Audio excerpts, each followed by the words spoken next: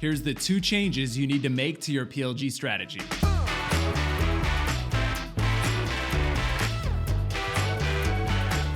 So this is a follow-up to my last video, which said PLG still is great, but it's no longer a differentiator on its own. It's now table stakes. PLG still is very much the foundation of your product and distribution strategy, but now you need to add on that foundation. First, on your product, you need to solve both end user pain and generate business value. The core of a PLG product is oriented towards the end user jobs to be done. This is the pain that those users encounter in doing their daily tasks. And this is still 100% true today. However, with falling customer budgets and SaaS tool sprawl, it's now equally as important to tie this user value to business value and ROI. Calendly is a great case study here. It solves the end user pain of scheduling meetings without all the back and forth emails. And if those users happen to be sales reps, as one example, well then more effortless meetings means more pipeline and revenue, which VPs of sales and CROs care a lot about. Tying user value to business value is an opportunity first and foremost for product marketing and sales enablement to articulate this business value to the prospect. And it's also an opportunity for product to build more stuff that drives that business case after you've checked the box for the end user jobs to be done. Second, on your distribution, you need both self-service and sales assist from day one. Today's B2B stack is behaving a lot more like your personal iPhone now. Lots of apps you've downloaded but have never activated and now have forgotten. SaaS tool sprawl was already a thing, and the proliferation of PLG only made it worse. And when users do activate and become a MAU, WOW, or DAO, it's often in single player mode. They may not even be aware that you have a Teams product, and even if they're aware, they might not have the motivation to go and find it and activate and get everybody on it. The solution is humans helping humans, aka Sales Assist. HubSpot is a great case study. They changed their SDR role into a chat-based concierge who feels a lot more like customer success. This new flavor of SDR can now help new users get activated,